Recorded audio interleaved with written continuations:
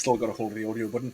Welcome back, ladies and gentlemen, to the Booze and Beers podcast. This is episode 5, but this will not be in order because this is a special episode about Vegas.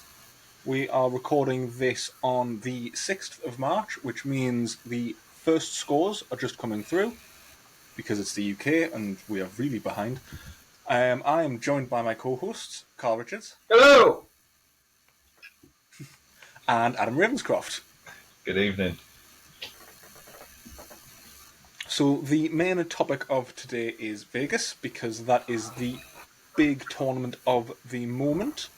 So we figured we'd do a little bit of, not live commentary, because it's not live, but talk a little bit about Vegas, give a bit of an insight into Vegas, and then may release another episode after Vegas, so you'll be getting a lot this weekend. Good luck. So I suppose the first thing is talking about the format more than anything else, because it's a little bit different to everything else, really. It's Kings of Archery adjacent, but it is its own tournament in itself. I'm the odd one out. I've never been to Vegas. I've never shot it. It's on the bucket list. It's coming. Eventually. So I suppose, really, I need to pass over to the two people that have actually shot it, even if it was in the wrong division. Chad. I shot the right division. I just entered the first time in the wrong division. What did you enter as first time, Chad? Bow hunter. Yeah, good. And then you turn up with your bow that's got all the bells and whistles on, and you say, I'm shooting this. It's not a bow hunt. And they go, it's okay. We'll change it. But you're still shooting with the bow hunters. So the first 2 days I shot with the bow hunters. Which is fun. You get to meet different people. You don't normally shoot with them people, so I had fun. Sandbag. Well, I take it there was a fair amount of bow hunt. I've never been into the bow hunters hall. Yeah, there's lots. I would have thought that that's like maybe the second most popular category, but I haven't got numbers and I haven't done research. That's just me saying it. Yeah, so in terms of categories for Vegas, it's not like your target shoots where you've got compound, recurve, barebow, and longbow. You've got all the other in-betweeny categories. I mean, I can't remember how many different categories there are for Vegas, but there's certainly bow hunter, which is meant. What's bow hunter? Is that fixed pin? Short, long rod, I think. Fixed pin. Fixed pins. They're like not moving your sights type of thing. Fixed pin, and once you've started, you're not allowed to move your pins, are you? No, if you've got it wrong, then you need to aim off, and you need to know that you're not exactly the same every time. Then they've also got obviously bare bows and recurves, and I don't know if they have do they have a longbow category? It'll be an international longbow. They do have a longbow category. I've ever seen longbows there, but I might be wrong. Not as in proper longbows. Proper longbows you probably wouldn't see there. You'd see international longbows, which is what we'd call as a one-piece bare bow. We call them American flatbows, what the Americans call longbows. Yeah. But yeah, if you want to give us a rundown of how Vegas works, give us it's changed a bit this year, I believe, but when yous were there, give us a bit of an insight of what the days looked like, how many arrows you were shooting, how many of them were scoring, how much were you practicing while you were out there. So the format, to start with, is 30 arrows a day, over 3 days. So a total of 90 arrows, 90 competitive arrows. Maximum score of 900, where you're shooting the big 10, and the inner 10 is an X. So again, slightly different to the FITA WA rounds that we do in the UK. There's so many different categories. Last time I looked, I think there was about 4,000 people that go to Vegas. You can't have all those in the championship. It would be very demoralising for a lot of them because they're not hitting the 300s daily, as most people in the UK wouldn't. Yeah, so you've got the championship division, which is where you pay about double entry fee, Chad, is it? I think it was $200 for flights. Time I looked, and it was $500 for championship. It was The about that the championship, last time we went, I think. yeah, the championship doesn't have a men's category. It has an open category, which is the big bucks that you see them all shooting, and that's what you'll see mostly on the live streams. And then you'll have the women's championship, and I think various other category championship divisions, isn't it? Yeah, barebow championship, recurve championship, and then you get all your young adults, your seniors, compound senior female, and recurves. Barebow's big over there in America, so they'll have the barebow categories. They also have a collegiate section as well for the college kids that are doing. It's big at college sports over there, isn't it? So they're trying to make archery bigger. Some colleges have big archery clubs. So the main ones we'd be interested in as a Brett would be the flights, which or flights or championships. I know there's Adam Carpenter, Izzy Carpenter, Lewis. I forgot Lewis's surname. Haslam. There you go. Thank you, Lewis Haslam. Sorry, Lewis. They've gone out, and I think they're doing championship, going in with the big boys. But the one that is probably most interesting to most people is the flights, isn't it? So the flights consists of you shoot your first day, or your first and your second day, so a total of 60 arrows, and then you get your order. You get put into a flight. So then every flight is 30 people, is it, Chad? Every flight is 30. It's a decent amount of people because you've got a couple of thousand people in the flights. But it's mixed. It's like the Championship Open. It's men and women.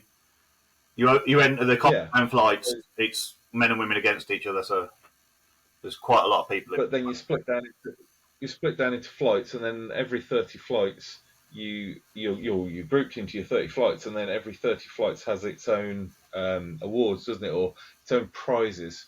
Yeah, each has its own pay pool, which obviously, if you're in flight 1, the pay pool's a lot more than flight 4. I think it pays down to 8. So, I mean, if you're getting like $50, you're not getting a lot. But I have the price. Oh, Dylan's got some information. Flight 1, first place will give you $3,000. Flight 2, first place will give you $1,300. And then it drops by roughly $100 to $200 per one. By the time you get down to flight 30 to 34, first place is like $90.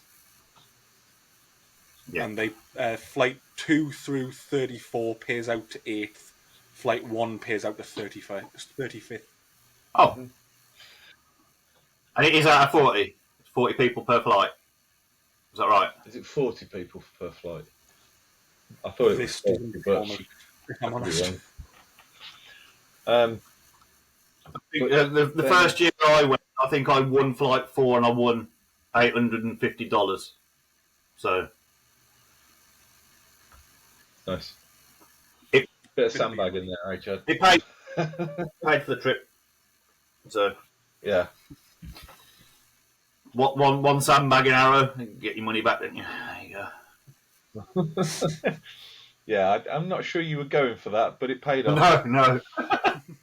I was going for it. But yeah, so for those flights, because like we say, that's where the majority are. So you get halls upon halls of flights, and they'll start shooting at 7 o'clock in the morning for a group, and they'll be finishing at 7 or 8 at night on all the different. So the shoot is all day long. 30 hours, just people coming in and out to shoot. There's practice areas you can walk in, and it's usually just you walk up, you buy a face, which is like a $5 face, or something like that, and then you walk in and you shoot it until you're done. I think one But of the then, what was that? Sorry. big differences between flights and champs is the entries. On INCO, it lists all the number of entries. Championship Open has 214. Flights has 1,200. Mm-hmm. So big difference in numbers there. Is that all? That sounds quite small for the shoot. There's got to be more than that. I think in previous years it has been, but with the change of venue and the way that they're doing it this year, I think a lot of people have held off to see how it's going to pan out.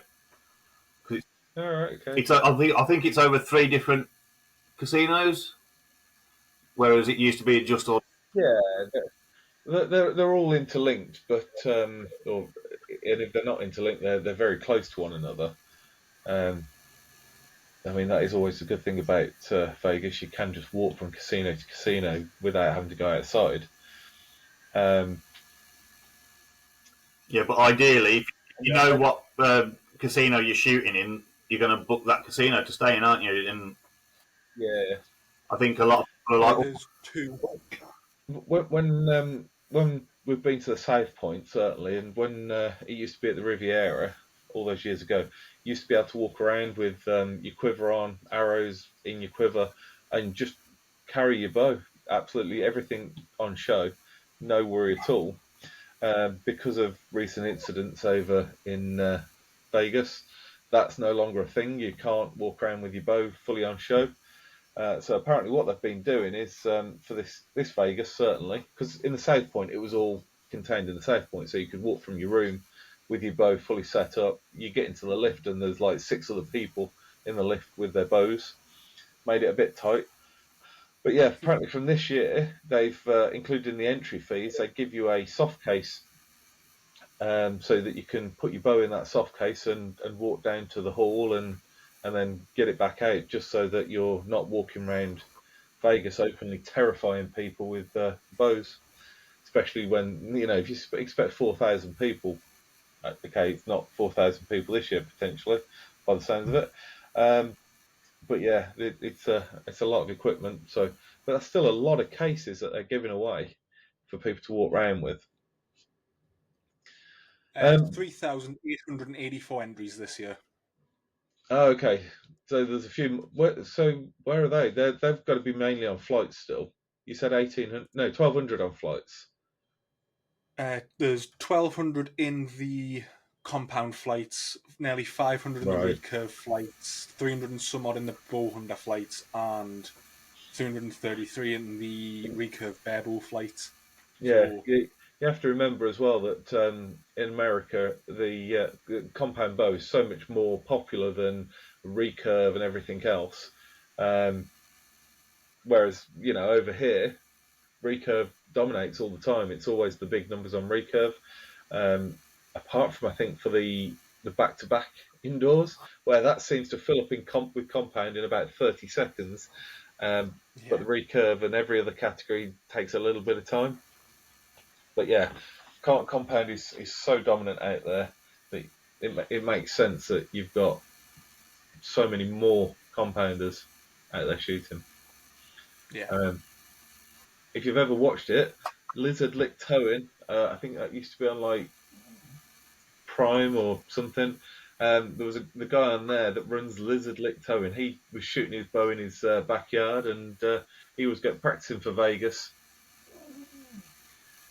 So Yeah, I think it's one of those ones, especially in the States, it's just something to go do. It's a bit cheaper for them because they're not flying internationally to go and do it, so they're more incentivized to, which is obviously probably one of the reasons it's a huge shoot. It is, I still think, the largest shoot. it's definitely the I think biggest it's indoor over. field shoot you'll do. Yeah. but yeah, then moving on from there, you got the championship, right? And that's like I say, the one that you'll see all the information on. That's where all the advertising will come from and everything else. So championship is still your 3 dozen a day over, and that you times that by 3 days. Um, basically, and they're going out there to maximise the score. Compound men, you've got to maximise the score, otherwise packing your bags, and you'll see people that will shoot the 9 on that first arrow, and you can see them like absolutely bricking it on that first arrow, and then they're out, they're done, and the pressure's off, and they'll shoot 299, back it up with 2-300 because pressure's off. They're not going anywhere with the 299 in the pocket.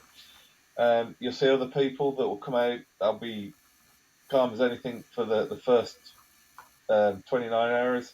May brick it on the last one. They may brick it on the 89th arrow, and in that thought that they're going into the shoot-off. And then, so every person that's then shot 30 arrows a day goes into the, was it $10,000 prize? So they're shooting for $10,000, and it is just the same way as the shoot down, where they nail at the end of each day and try and smash it out. I've got echo. You don't have to do the 10 grand a day. You have to you pay extra to enter that, I think, for each day. I'm not sure how much you do, but you've still got to shoot your 300 in order to enter that on. But you can only do that if you're in championship and you pay, like you say, you pay your extra to shoot the 10,000 a day. Yeah, it's very epitome of Vegas. You pay extra money. You're basically gambling. Yeah, you're gambling on yourself to shoot a 300 to have a chance to win 10 grand. Yeah, and then that obviously goes over 3 days. Then you get the big shoot down at the end of the weekend, where pressure's on, and I think they rapidly go from the big 10 down to the little 10 to try and rattle them down to nothing. Yeah, I think there's been a couple of Vegases that have been won in like 2 or 3 ends, and a couple that have went on for another 30 arrows. It's hitty missy. It depends on how in tune everyone is, how well they're feeling, how nervous they are, I suppose, and just how everything goes. I mean, I remember there's been a couple of times watching it, and you get bored after the 8th end because they're just shooting X's. And it's like, just drop one. Yeah. Someone drop one. 6 of these left. Come on. I mean, at the moment, you've got 29% of the men that have entered the championships are clean on the first day. So you've got 62 people out of the 214 are clean. And God knows how many more people are on 299. I've got the percentage calculator up on Google. I was thinking that was really quick. You give Chad a couple of minutes quiet and he does all kinds of maths and craziness. I suppose Vegas this year, something to talk about is the fact that they have changed venues. It's not the first time it's happened. They've been in a couple of casinos over the years. Like Revo said, they've been in Riviera, they've been in South Point. I think they've been in 5 or so now. I think this is the 59th year of doing it. Something ridiculous. It used to be a much smaller shoot. It's I wouldn't say it's slowly grown, but it's definitely grown. Talking to Chris White a while back on it, and when he first started going out there, it was a much smaller shoot, and it grew immensely. I'm just looking I'm on the history page now. I'm still scrolling back to the first year. Give me a second. Is Ella Gibson in the Open Championship? No, she's in the female championship. Sure. Championship compound female. She's currently just 4th. It's all right. I'm looking at the $10,000 a day. She may not have entered it.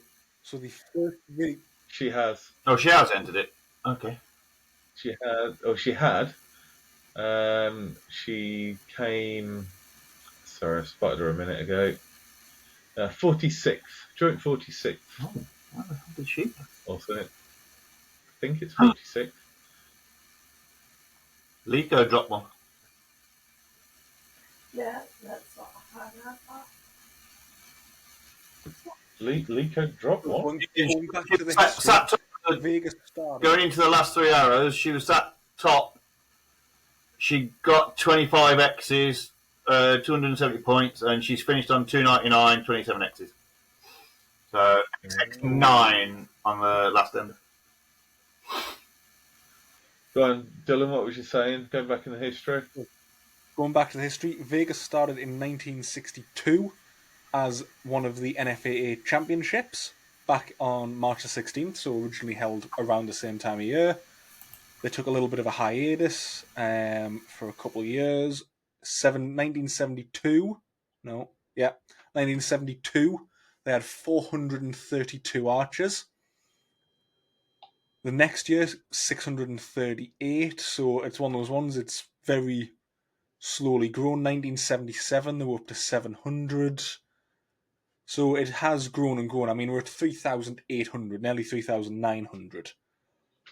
And it is really growing. The first 1,000 year was 1986, where there was 1,079 archers. Sorry, this is a really long page, if you couldn't guess. There's a lot of rolling involved. I'm trying to figure out when it became the Vegas shoot, but I'm probably scrolled past it when I wasn't paying attention.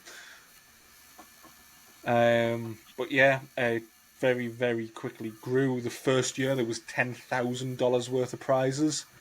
Now I think there's something near 250,000 over all the categories. It's also... Oh no, I'm telling a complete lie here. We're getting much higher. 2010, there was $500,000 worth of prize money. See if it tells us. No, it doesn't.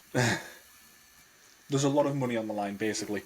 2023 had its record-breaking number of 4,900 participants.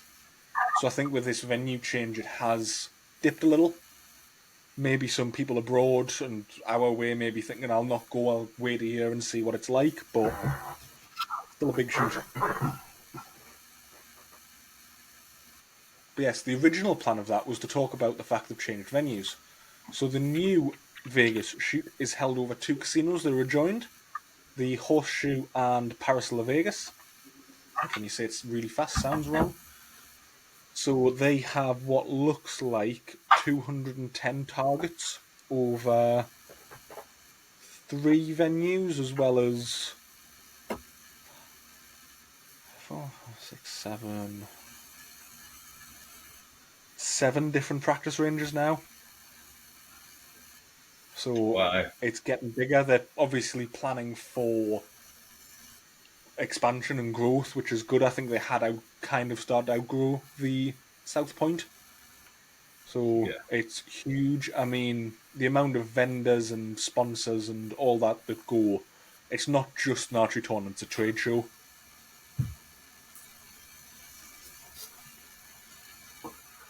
Yeah, I think that's why a lot of Brits and Europeans tend to go over there to go and see the sponsors.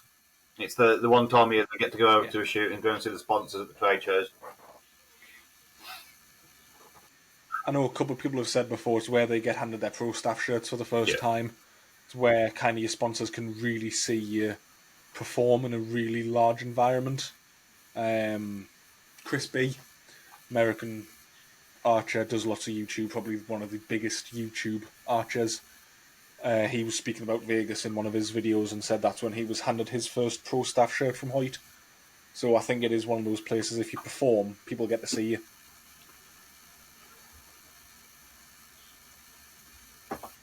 So I know we have 31 British archers competing. I'm trying to decipher the entries by country, but it is literally just letters that mean nothing. I'm guessing CCH is Compound Championship. So we have 1 YA, 2 O's, 2 F's, 1 and 1 S. So I'm guessing that, don't know what YA is, O will be open, F is female, and S is senior. So with 31 Brits, we have quite a few recurves competing. 4 recurves. Adult female Compound flights, we've got 4, by the looks of it. 2 championship Compound flights we have. females, Izzy and Ella. You got 3 recurve flights, 3 recurve championship males, Patrick and 2 guys I don't know. 2 recurve barebows, Daniel Sims, Tim Walcott. Compound flights, 1, 2, 3, 4, 5, 6, 7. And 2 championship compound open and 1 championship compound senior. Championship As my lovely producers just put on chat, YA stands for young adult. I'd be proud of that. So just looking through the results, we've got Lewis Haslam that managed a 294. Where's that placed in the numbers? 193 in championship. And we've got Adam Carpenter that shot a 298 in Open Championship. Decent X count with 24 X's. But I mean, looking through, I mean, there's hundreds of 299 people, and then we've got 61 people shot 300. 62. 62? 62 compound open, championship opens. There's 2 at 61. Yeah, that's quite a jip. Yeah, Penny Healy is shooting the recurves. She's currently in 13th in the recurve women championship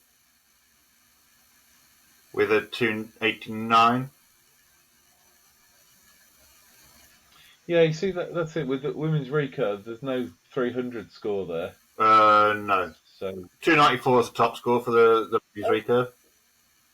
So when at Kings, recurve shoot the whole of a 9 as a 10.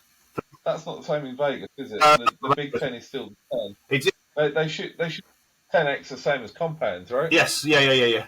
That's a very Kings of Archery thing, that is, to make it a bit more popular for the recurves, with it being European. Obviously, Europeans are like the Brits, but it's big recurve, so they want the recurve money in. So for the ranking round at Kings, you have, for the recurves, you have the whole gold as a 10. And then when you get to the finals, it goes back to X10 9 scoring, I do believe. Yeah.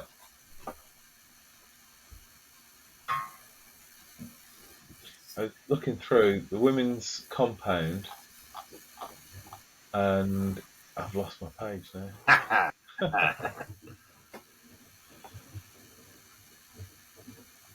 There is so many categories. I mean, I've got 8 tabs open just to play this qualification sport here.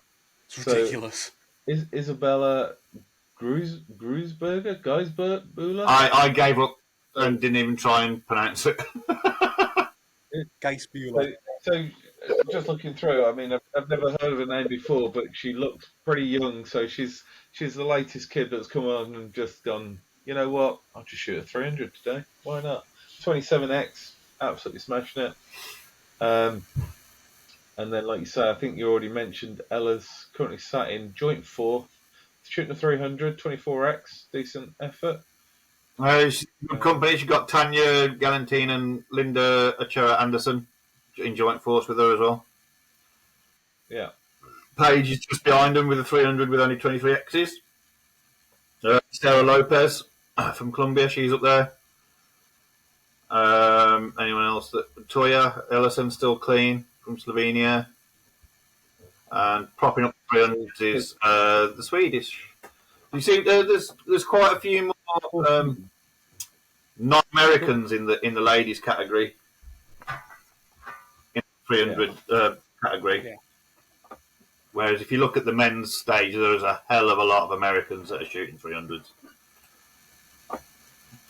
Oh yeah. Well, there's only 14 in total people shooting 300, and the bottom 300 has got a 17x count. Still decent. 299s go down a bit. Takes us down to 37th. And yeah, I mean, these are first. Oh, Sarah. Oh, Sarah. 296. Sarah. I know Sarah loves Vegas. She has done some amazing shooting out in Vegas. You know, she's Has she won won some of it? those. Or Pardon? she's won it before, hasn't she? I think she's won it. She's won the $10,000 a day. She's won all sorts out there. I think she was the first time like to be fair. I think yeah, it must be one of her favourite shoots of the season because she's there. She's done some amazing stuff. I know she's been. Yeah, she does love indoors, though, doesn't she? She's been working on stuff recently to try and get her scores back up to where she wants them. So. Yeah, I think the multiple changes of bows have hampered her over the past year or so. But she yeah, I hear she's back from Matthews now. Yeah, I don't think she got the start at all. Yeah. And rather than go back to PSA, I think she's trying the Matthews again now. So hopefully it works for her. Yeah, hopefully. Gets her back on track. So, and then maybe across. Hold on, one last one. Championship barebow. Yeah. Top score on Championship barebow, 286 on the 10. Ooh. I mean, why bother putting a sight on your recurve? Just smash it without. 286 without a sight. Zachary Bissinger, or Bissinger, is basically, I think, taking the barebow world by storm at the moment. If I remember correctly, he's an ex-compounder who basically went, compound's too easy, I'm going to go and shoot barebow, and then absolutely smashed it. Compound's too easy. Why would I want to earn all that money on Championship? I'll go and shoot a barebow. I mean, each to their own, but I suppose money's not everything, but... I'm on his Instagram, I'll tell you in a second. I mean, he's only 9 points clear. I mean, 9 points ahead of second place with only one extra X. So he's only got 6 X's. I mean, I say 6 X's. He's still like a barebow with a 286, but only 6 X's, which is only 1 X more than second place. But he's still got an 11-point lead on them. That's phenomenal. I mean, I got to admit, in terms of what to watch, I must admit, barebow is one of my favourites. When it comes to like Lancaster, that barebow is one of my favourites to watch. I'm not sure. I don't think I've ever seen it for Vegas. I don't think it works so well for Vegas. It works really well for Lancaster, but Vegas is a bit harder for him because if he's that far ahead and he's the only one on that score, then he's won his category. It's the 300 shoot down is what it says. It's trying to separate the scores. Yeah, but I like the barebow category because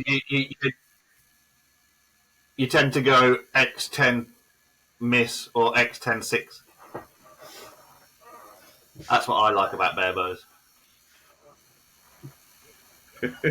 Chad with the controversial opinion, as always. Still interrupting us. Jokes and mouths have very different views. So I think, third time's a charm. From two people that have shot Vegas before, maybe a bit of commentary on what your preparation and what you pack, how you pack, kind of, how do you keep your bow safe during flights, how do you keep it, obviously, in tune, how do you keep it from getting bumped around the airplane so much, because as someone that's flown internationally and seen how they load bags, I still have a video of my bow case getting launched onto the plane from Romania. You've really got to pack it well, as I learned after Romania and came back with more chips in my bow than a Walker's factory. So how do you protect it when you fly? How do you make sure, do you put any tracking on it? Do you pack it any differently? I'm going to let Ravo take this because he's the one that taught me how to do it. When we were travelling, there wasn't air tags. I've not travelled. I think I've only travelled once since I was AirTags. Um, no, for stuff like this, I mean, going out to Vegas, quite often you're travelling a little bit light so that you can try and bring some stuff back with you because you'll often get it cheaper out there. Or if you've got sponsored kit, you're trying to save your sponsors a little bit of money and yourself a little bit of money so that you don't have to pay the shipping um, to your country. But yeah, quite often I've always been one for SKB cases.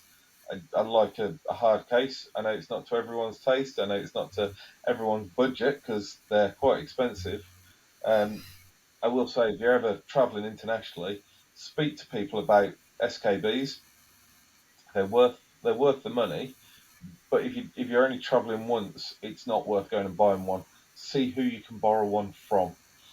They are littered around everywhere. I think I'm in Leicestershire County, and I'm pretty sure it's Leicestershire that's said that they've got a couple of SKBs somewhere in the county that are owned by the county, so that people can borrow them if they need them. Um, but yeah, I mean, there's so many semi-rigid cases and stuff now that people are using. Like you say, you use one for when you travel to Romania, and they're good, but they're not going to guarantee to keep your bow in one piece. When we went to Turkey in 2014, Christie's bow a bow case got mangled by Turkish Airlines. Thank you, Turkish Airlines. And yeah, a case was mangled. If she'd got anything loose in the case, it would have fallen out because there was air holes around the seal, but everything inside the case was absolutely fine. And that was when we travelled out to Turkey. So on the trip back, we had to cling film her case, tape it, do everything to it to stop anything falling out, to stop it getting any more damaged. Fortunately, when we got back, it was a call to SKB, showed them the case, and they honoured the lifetime warranty on them and sent a new case out. Um, Other thing with cases, you're trying to travel light, and quite often, like I say, you're travelling light, but you're travelling with your bow. So your bow case has got plenty of space in it. Don't leave it with plenty of space. See what you can fit in there. It's always good to put your clothes in there. If you've got a completely soft suitcase, you can actually try and save yourself a bit of money and put a soft bag into your bow case, put your clothes around your bow. As long as you stay within the weight limits, just take one case, which is your bow case, and then on the journey back, you might be coming with clothes, equipment, all sorts from Vegas. Um, Certainly, if you're walking up and down the strip, there's all kinds of shops that you can buy all kinds of gifts from.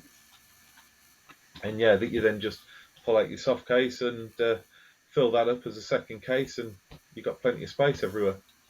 Yeah, I think the second time I went, the first time I took Verity out, we flew out with two bow cases with all our clothes in the bow cases, and when we came back, we actually brought a suitcase out there because we'd got the extra baggage. We brought the suitcase out there for the extra stuff that we'd brought, trainers and clothes and whatnot.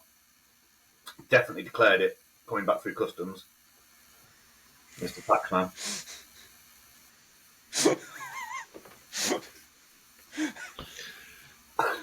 Statute of limitations, I think, gone on that. Yeah, Fine. Yes. You are meant to declare anything you bring back just for legal reasons. We don't want to, everything you bring back.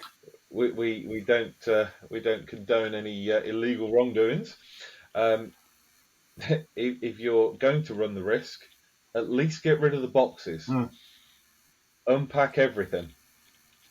Make it look like you took it out there. But declare everything. I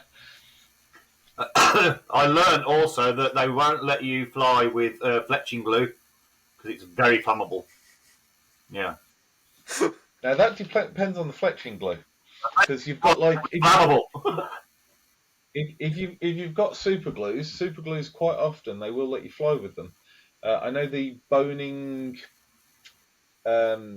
burning soft glue. I can't remember what it's called now. But that you can't even order it direct from Boning for them to ship it. You have to buy a flight safe version for them to ship it, which is heavily packaged and flammable proof and all kinds of jazz. So it's better to buy that over there if you need it over there, and buy it here when you need it here. Otherwise, you're just running the risk of every time. I won't forget going out. I think it was to Berlin in 2023. We were going through security, and Ella decided, in all of her infinite wisdom, to take points through the metal detector. Now, to any untrained eye, archery points look like rounds from a rifle or a pistol. Obviously, they've got no casing, they've got no propellant, they've got no primer, but they look like X-ray reloading scanners. components. When you're looking through X-ray scanners and stuff, yeah, I can understand that. Yes. They look like reloading components, which are also illegal to fly with, as I found out recently. So don't try and fly with points in your carry-on. It's fine in your archery bag. When they're in your backpack, you will get told to ship them home, which I think costs a lot of money. There was a load of hearsay ages ago that carry some of these stuff in your hand luggage. Carry your release aid in your hand luggage. Carry all kinds of stuff in your hand luggage because it's personalised to you. I'm sorry, but most people can pick up a release aid and tune it in pretty quickly because you know where it should be. If you're shooting enough, you will know where it should be. Your kit should be in your bag.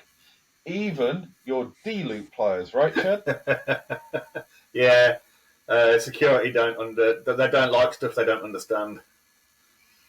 There was an eyebrow raised when we came back from Northern Ireland because he'd got some D-loop pliers in his carry case, to which they thought were pliers, so ready to take them off him, and they pulled them out the case, and they were shocked. They're moving them around, wiggling them around. They've got no idea what's going on, and they look up at you as if to say, "What the fudge Sunday is this?" That's the first time I've ever had a supervisor called on me at security in an airport, and it was for D-loop pliers.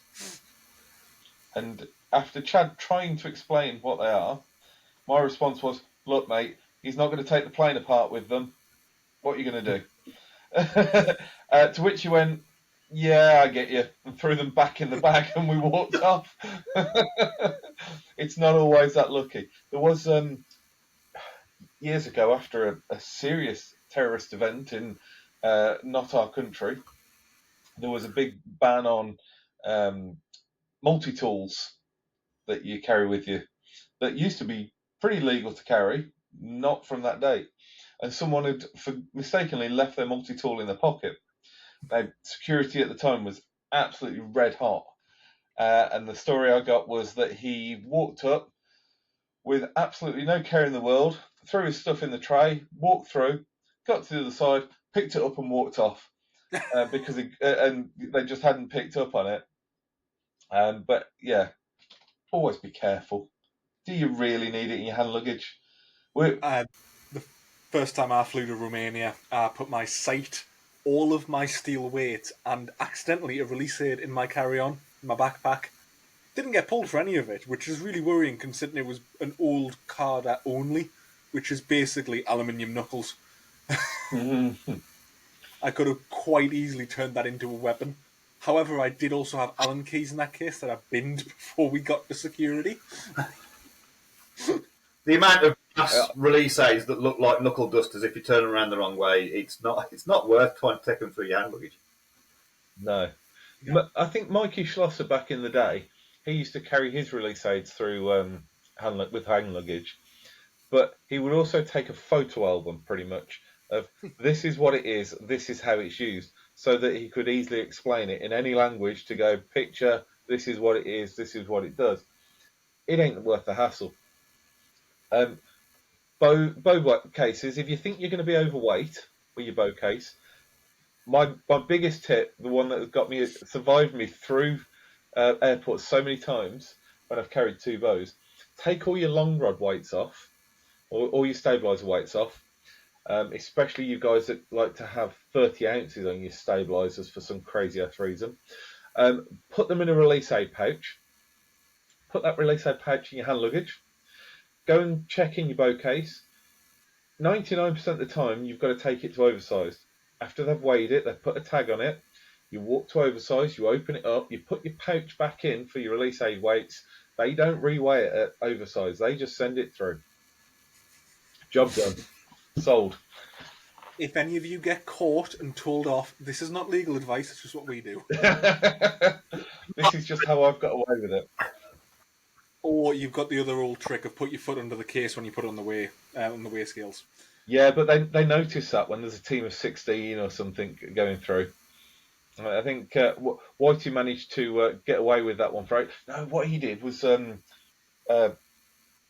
archery stall. He put his stall next to the conveyor belt, so everyone rested their case on his stall and on the conveyor belt. So cases were coming up at 10 kilos instead of 25. So as a group, with this airline, it was done as a group.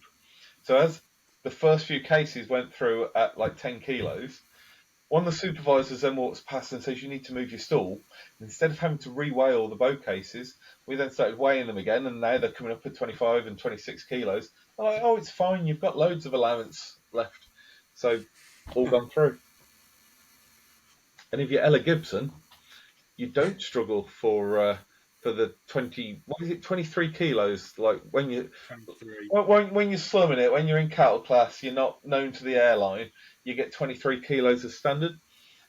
Ella flies that much that she gets some. If she got gold class or something, so she gets like the airport lounge and everything. Then she gets 30 kilo cases. So and she manages to use 30 kilos in a semi-rigid case, which is lighter than a hard case. It's nuts how much weight she carries in a bow case.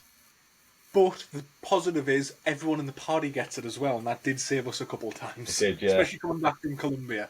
Yeah. Somehow we had so much weight in our cases coming back. I think it was all the coffee. And yeah, when we came back from Colombia, someone wanted to buy Lego out there. Yeah, I was going to split it between everyone's case and hope for the best that everyone's case arrived. However, this Lego set may have been 600 quid. Who's got bag 15? I need bag 15! I was going to write a list of who got what. If I didn't get it back, I was going to chase them down. Yeah, I also bought a speaker that was probably the size of, like, it's in the back of it. The size of a 1980s television. Yes. I've seen smaller computer monitors than this speaker. It also weighed a ton. That went in my hand luggage, and I also got searched for that because it had so many weird wires in it. So I think the final thing we'll talk about, because it's late and it's a weekday, is let's make a couple predictions, as this episode will be going out tomorrow on the 7th, and we will hopefully be doing an episode on Monday once Vegas is finished, so we can actually confirm our predictions. So let's make predictions on two things. How many max scores are going to be shot, who's going to shoot the highest X count, and who's going to win the major divisions. I'm going to cheat. I'm going to look at who's already clean. I'm going to pick one of them. Well, yeah. I'm not going to just make you guess out of 214 people in the Open who's going to do that. So let's go Open first. How many max scores, highest X count, who's going to win it? You see, I'm going to go for 14 on the max score. Ooh, 14? 14. Okay. I feel like I'm going to write these down. That's quite a few. Hold on. You're going to write them down, you say. Here we go. No, there you go. I was going to go to my whiteboard as well, to be fair. 14 on the max. What was the things? Max X count, or highest X count. X. Oh, that's going to be a 90. There's nothing less than a 90, right? Well, there's only two people that can do that at the moment, and that's Matthias and Bodie. So To be fair, I'd put money on both of them doing it. Yeah, definitely. Yeah. So just wipe off And everything then else who's that I've going got to here. win? Yeah, just to be clear, I haven't got money to put on it, but I would put money on it.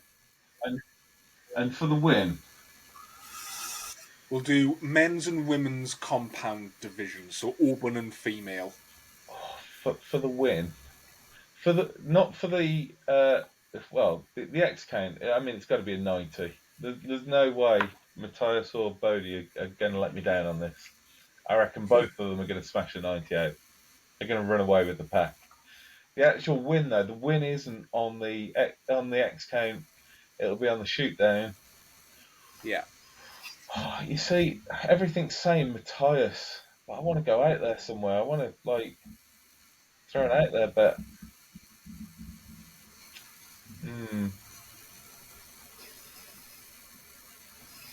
sorry, I'm just looking through the names.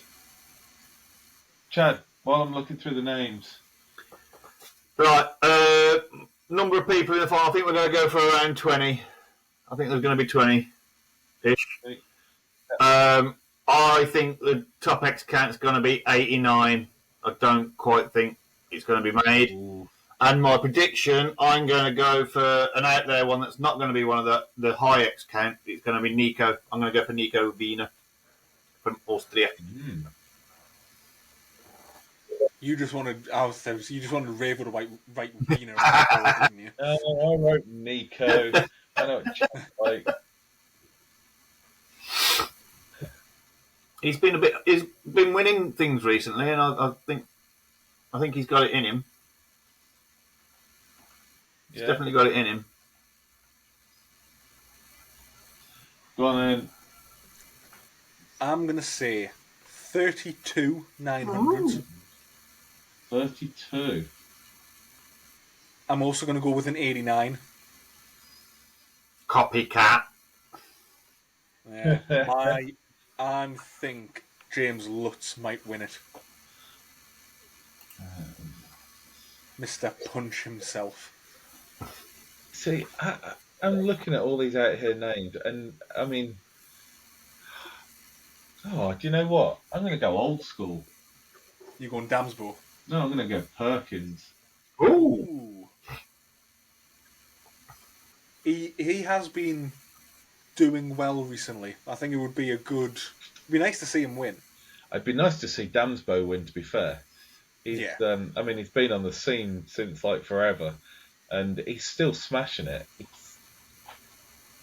He's just like a legend of archery. Right then, so what was the other one? Sorry, was it the ladies' championship? Yes. I've got to find the page now. What are we going for on the ladies? Just the win, or do you want to go just the win? Go on then, Chad.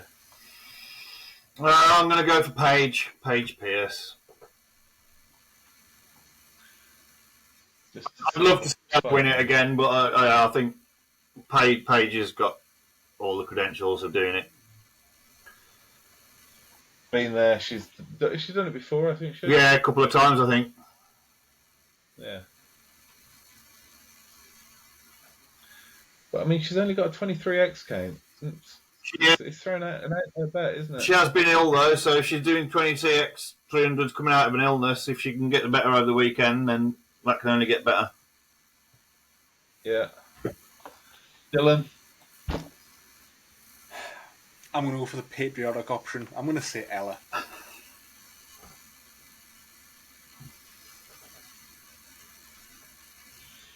Oh, that means I'm going to go somewhere else.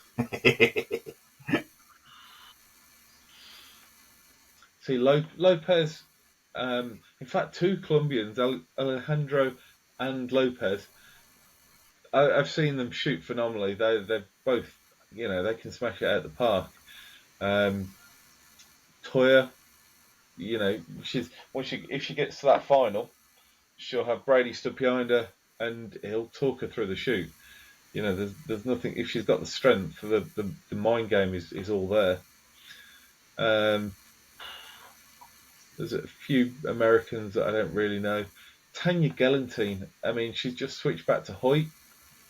I know she's switched around a few boat companies in a time, and she seems to be absolutely one of that's absolutely smashing it as well. No idea really much of the top names. I've not Andrea Becerra from Mexico. Yeah, she made World Cup finals last year. Did she? Do Yeah, you know what? did quite well. I remember. I'm going to go brave, and I'm going to go Tanya.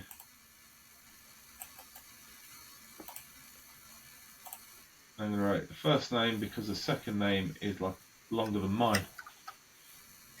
That's saying something. It could be worse. It could be Ochoa Anderson, because that would take up your entire whiteboard. So I think that does it for today. This was just under an hour, which I think for a midweek episode recording, it's not bad. We're still getting to bed before midnight. So we will wrap that up here and see everyone on Monday for the actual results, and we'll talk about the shoot down. So, Ravo, where can we find you? You can find me in Leicester, or you can find me on most shooting lines for National Tour. This year I'm going to be in some field shoots as well. Going to be in Durn in 3 weeks? 3 weeks away. 3 weeks 2 away. weeks. To start learning how to shoot the field again. But online you can find me on Instagram at Hotshot Adam. You can find me on Facebook. More so on Facebook. I generally post more on Facebook at Adam Ravenscroft Archery. I should know this better. There's your name. And yeah, that's about it. I don't do the TikTok. TikTok. Chat. Instagram, Carl720x10. Facebook is Carl Marbo Pro Stuff Archery, I think, where you'll find posts made about me by my lovely wife. Your manager. Yes. We do have a TikTok, but we don't post on it, so I don't know why we've got it. And we don't do Snapchat, because I'm in my 40s. You can find me on Facebook at Dylan Crow Archery Crow with a Bow, Instagram at Crow with a Bow Archery 2. There's underscores between every line. I'm sick of saying underscore. Well, you put them in there. Yeah, nobody. You can't do anything else. No TikTok, no Snapchat, because I'm not 12. And finally, you can find Bows and Beers Media on all platforms, I think now. You can find us on YouTube, Spotify, Instagram, Facebook, RSS, Podbean, Apple Podcasts, and Patreon. We'll plug that later on. That's a different issue. I still need to actually sort Patreon out. Might pay for the recording software, hopefully. So, thank you very much for listening. It'll pay for the beers, definitely. Thank you all very much for listening, and we will see you in the next episode. Yay! Beer donations can be sent to. Yes, beer donations can be sent to Patreon under custom subscription. Can be sent to Grandad. Oh, send it here. Thanks for listening, guys and girls.